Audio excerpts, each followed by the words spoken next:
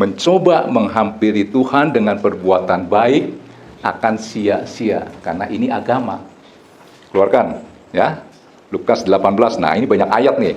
Lukas 18 ayat 10 sampai 14, ini contoh orang Farisi dan pemungut cukai. Orang Farisi itu stempelnya adalah orang yang rohani, yang sangat memperhatikan adat istiadat orang Yahudi, agamanya, bla bla bla. Wah, pokoknya itu orang keren deh.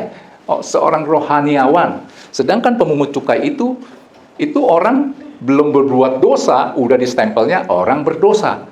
Karena dalam Alkitab di Israel, orang berdosa itu ada 3, penyakit kusta, orang sundal, sama pemungut cukai. Dengar pemungut cukai, udah stempelnya dosa, padahal dia belum berbuat dosa nih ya. Ada 2 orang nih datang menghampiri Tuhan. Yang satu coba menghampiri Tuhan dengan perbuatan baik. Saudara bisa bayangkan, harusnya ya kalau kita, wah dia baik, harusnya kita lebih senang dong. Coba saudara lihat firman ini ya. Ada 2 orang pergi ke bait Allah untuk berdoa. Ini bicara agama kan, cari Tuhan kan. Yang seorang adalah Farisi, yang tadi saya katakan. Yang lain pemungut cukai, orang berdosa. Coba kita lihat. Coba nih, orang Farisi coba menghampiri Tuhan dengan perbuatan baik. Coba bisa nggak? Orang Farisi itu berdiri dan berdoa dalam hatinya begini. Ya Allah, aku mengucap syukur kepadamu karena aku tidak sama seperti orang lain. Bukan perampok, bukan orang lalim, bukan penjina, dan bukan juga seperti pemungut cukai ini. Aku berpuasa 2 kali seminggu. Wah, saudara bisa lihat nih aktivitas keagamaannya. Aku memberikan 1/10 dari segala penghasilanku. Terus. Tetapi pemungut cukai ini berdiri jauh-jauh, bahkan ia tidak berani menghadap ke langit, melainkan ia memukul diri dan berkata, Ya Allah, kasihanilah aku orang berdosa. Orang Farisi itu mencoba menghampiri Tuhan dengan perbuatan baik, sedangkan pemungut cukai itu dia menghampiri Tuhan dengan iman. Tadi saya katakan apa iman? Percaya bahwa Yesus adalah Tuhan yang menjelma menjadi manusia untuk bisa mati di kayu salib, menumpahkan darah yang kudus untuk menyucikan, mengampuni dosa saya. Ya. Aku berkata kepadamu, orang ini pulang ke rumahnya sebagai orang yang dibenarkan, pemungut cukai ini, yang dibenarkan Allah. Dan orang lain itu tidak. Siapa? Orang Farisi yang coba menghampiri Tuhan dengan perbuatan baik. Terus dikatakan, sebab barang siapa meninggikan diri, ia akan direndahkan, dan barang siapa merendahkan diri, ia akan ditinggikan. Salahnya di mana orang Farisi? Baik kan? Sudah lihat perbuatannya? Kalau saya lihat, itu tadi ayat berapa di awalnya, ayat 10 kan? Coba ayat 9-nya. Kenapa perikop ini bisa keluar? Ayat 9 coba dikeluarkan. Salahnya orang Farisi ini adalah membenarkan diri dengan perbuatan baik kepada beberapa orang yang menganggap dirinya benar. Makanya kalau saudara menganggap saya tuh nggak berdosa, susah deh. Tuhan susah kerja. Saudara harus sadar bahwa manusia begitu lahir ke dunia adalah manusia yang berdosa, terhilang dari Tuhan. Terus kita mau coba mencari yang terhilang itu dari Tuhan, nggak akan bisa. Atas inisiatif Tuhan lah, Tuhan mencari. Saudara punya kesadaran itu. Ya, salahnya orang Farisi ini adalah membenarkan diri dengan perbuatan baik. Saudara baca judul ini, saya baca ya. Dan kepada beberapa orang yang menganggap dirinya benar dan memandang rendah semua orang lain, Yesus mengatakan perumpamaan ini. Apa perumpamaan ini? Coba ayat 10. Sebentar aja, sekilas lihat. Tuh, ada 2 orang Farisi. Saudara tangkap ini? Kira-kira bisa nggak saudara masuk surga dengan perbuatan baik? Bandingkan nih orang Farisi ini. Puasa seminggu 2 kali. Sini ada yang puasa sebulan sekali. Belum tentu ada. Kalah loh sama orang Farisi. Ini kalau mau bicara, mau masuk surga pakai perbuatan baik. Dikatakan memberi 1/10. Tidak berzina. Tidak apa tadi, seorang perampok. Tangkap ini. Ya. Ambil contoh lagi. Nah ini nih. Coba Matius 19 ayat 16 sampai 24. Mencoba menghampiri Tuhan dengan perbuatan baik. Dengan melakukan segala perintahnya, hukum Taurat itu dituruti. Kok nggak bisa ya? Kenapa? Coba saudara baca ini ya. Ayo, Matius 19, ayat 16. Ayo cepat. Sebenarnya lanjutannya, kalau saudara terus ini tentang orang kaya yang susah masuk surga ya. Ada, Matius 19, ayat 16. Ada seorang datang kepada Yesus dan berkata, Guru, perbuatan baik apakah yang harus ku perbuat untuk memperoleh hidup yang kekal? Jawab Yesus, apakah sebabnya engkau tanya kepadaku tentang apa yang baik. Hanya ada satu yang baik, tetapi jikalau engkau ingin masuk ke dalam hidup, turutilah segala perintah Allah. Kata orang itu, orang muda nih, orang kaya, seorang pemimpin. Kata orang itu kepadanya, perintah yang mana? Kata Yesus, jangan membunuh. Ini 10 perintah Allah kan? Jangan berzina, jangan mencuri, jangan mengucap saksi dusta. Terus, ini anak yang berbakti nih. Hormatilah ayahmu, ibumu, dan kasihilah sesamamu manusia seperti dirimu sendiri. Mantap gak? Tuhan Yesus bilang, lu lakukan ini. Nah, dengan bangga, anak muda ini berkata apa? Lihat nih, kata orang muda itu kepadanya, semua itu telah kuturuti. Apalagi yang masih kurang? Kurang apa? Iman. Next. Kata Yesus kepadanya, jikalau engkau hendak sempurna, pergilah, jualah segala milikmu dan berikanlah itu kepada orang-orang miskin, maka engkau akan beroleh harta di surga. Kemudian datanglah kemari dan ikutlah aku. Ini orang yang melakukan hukum Taurat, 10 perintah Allah, tapi tanpa iman. Iman dia 50% kepada Allah, Tuhan, 50% kepada harta. Maka firman Tuhan berkata, di mana hartamu berada, di situ hatimu berada.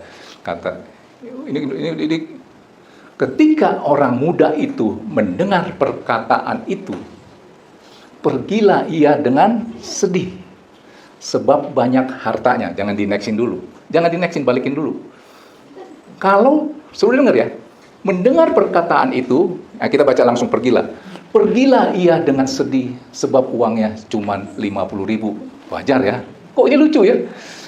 Pergilah ia dengan sedih, sebab duitnya ada 2 triliun. Loh, karena uang 2 triliun kok lu jadi sedih? Harusnya ayat ini kan, pergilah Aprianto dengan sedih, sebab di kantongnya cuma ada 5.000. Wajar nggak? Tapi kalau saudara lihat ini, wajar nggak? Pergilah ia dengan sedih, sebab banyak hartanya. Next.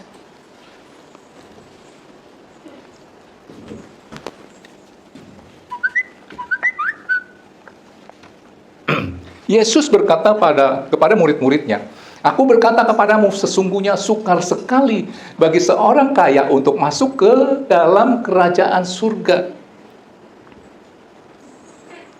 Ayo terus.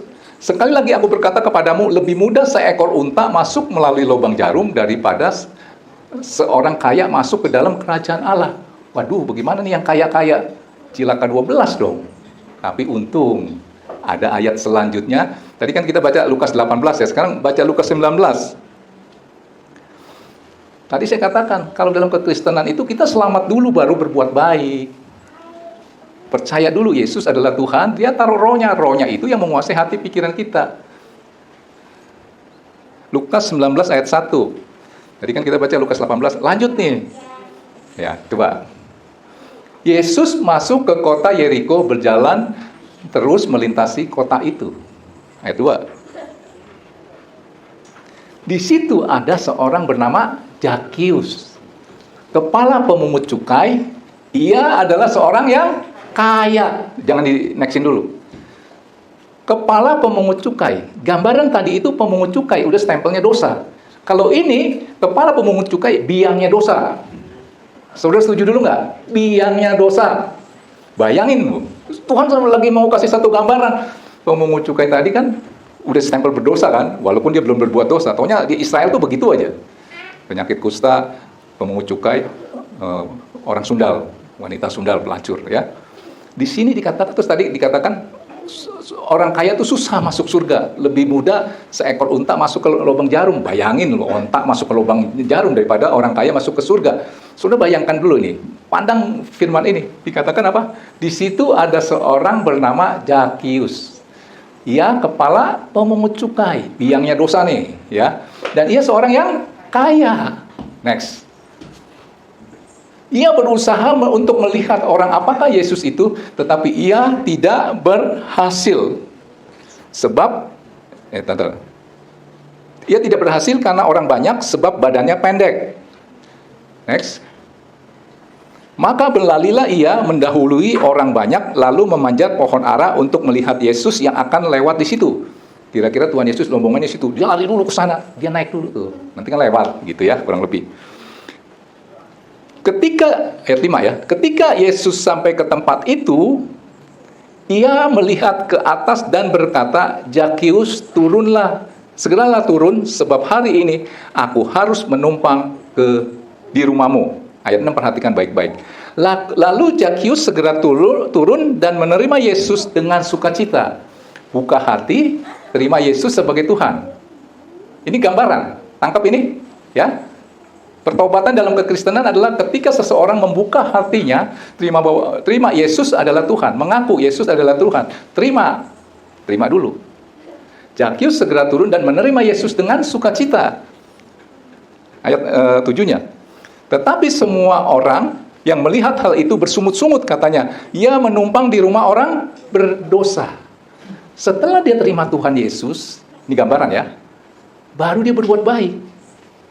Bukan berbuat baik dulu baru ketemu surga. Lihat, Zakius mendapatkan keselamatan, dia terima dulu Tuhan Yesus, baru ada actionnya, perbuatan baiknya. Next, perbuatan baiknya di ayat 8 ini. Nih, lihat perbuatan baiknya. Tetapi Zakius berdiri dan berkata kepada Tuhan, nggak usah disuruh kan? Jadi nggak usah diperintahkan. Tuhan, setengah dari milikku akan kuberikan kepada orang miskin. Dan sekiranya ada sesuatu yang kuperas dari seseorang, akan kukembalikan 4 kali lipat. Ini perbuatan. Setelah dia menerima Yesus sebagai Tuhan dan Juru Selamat lah, kalau kayak sekarang ini. Tangkap ini enggak? Iman menghasilkan perbuatan. Perbuatan tidak akan menghasilkan iman. Ayo, lanjut. Kata Yesus kepadanya, hari ini telah terjadi keselamatan kepada rumah ini, karena orang ini pun anak Abraham. Terus, sebab anak manusia datang untuk mencari dan menyelamatkan yang hilang. Saudara udah ada gambaran nggak? Tuhan Yesus bilang, orang kaya itu susah masuk surga, walaupun dia sudah melakukan 10 perintah Allah tadi. Jangan membunuh, jangan berzina, bayangkan. Terus anak muda itu dengan bangga bilang, semua udah aku turuti, perintah mana lagi? Apalagi yang kurang? Wow, bangga itu. Ketika Tuhan bilang, sekarang lu jual hartamu, lu bagi kepada orang-orang miskin. Dia jadi sedih. Maka pergilah anak muda itu, sebab banyak hartanya. Saudara nangkep ini nggak? Langsung Tuhan bilang, orang kaya itu susah masuk surga. Lebih baik, lebih gampang, seekor unta masuk ke lubang jarum. Bayangin. Tapi kok di sini Zakius itu apa? Dia miskin apa kaya? Coba keluarkan ayat ini, biar ayat 2, ayo. Ayat 2-nya, Dewi, cepat. Ayat 2-nya. Perhatikan baik-baik. Di situ ada seorang yang bernama Zakius. Apa dia? Kepala pemungut cukai, dan katakan sama-sama, iya, orang kaya susah masuk surga. Tuhan Yesus yang bilang gitu. Saudara bisa nangkep ini nggak? Nah, sekarang saya kasih gambaran. Kekristenan itu kan bicara hubungan Bapa dengan anak. Tadi ya, Yohanes 1 ayat 12. Suruh bayangkan ini. Kalau di rumah saya,